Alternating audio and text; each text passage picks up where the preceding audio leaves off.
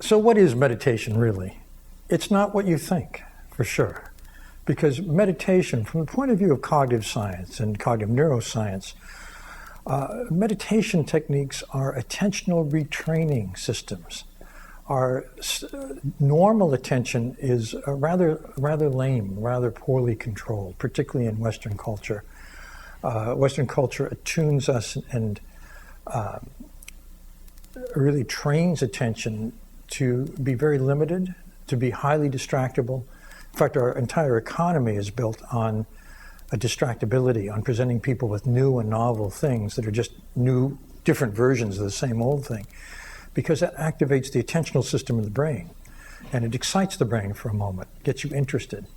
And so the economy is constantly reissuing a new iPad, a new model car, a new this, a new that, taking advantage of a fundamental mechanism of the brain, which is attention, which is what we can focus on. And it turns out that there are many types of attention, and within meditation there are many types of attentional training.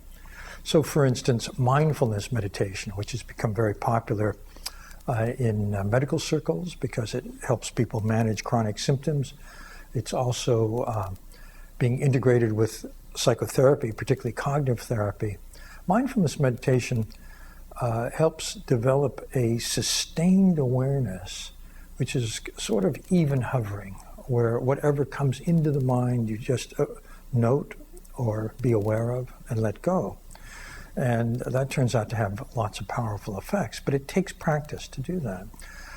There's concentrative meditations, for example, methods like TM or many Tibetan methods that use mantra or visualization are training concentration and the ability to focus.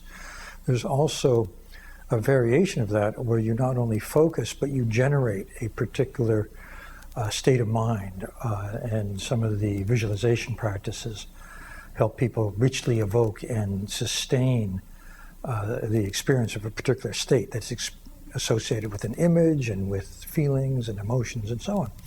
So in other words, meditation, from the point of view of modern science, offers a range of training methods for fundamental functions of the mind that have been poorly understood in the West and that have been ignored in terms of cultivation. If you think about the epidemic of so-called ADHD among kids, hyperactivity and attentional deficit disorder, part of that certainly has to be due to the way in which this culture mismanages children's attention.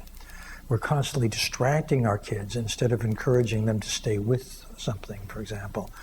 And mindfulness and other meditation methods are being brought into schools to help kids learn to focus better and manage their attention, which also helps them manage their upsetting emotions, it turns out. So if you understand that meditation is a training system for fundamental facets of awareness and of consciousness, then it becomes very interesting for neuroscientists to study, because for the first time they have the opportunity to look at the brains of people who have spent tens of thousands of hours developing these mental functions. And 10,000 hours is a very important benchmark, because in cognitive science generally it's a rule of thumb that to be world class in any domain of skill, chess, diving, you name it, computer programming, you have to put in at least 10,000 hours of practice. Something happens to the brain. It's called neuroplasticity.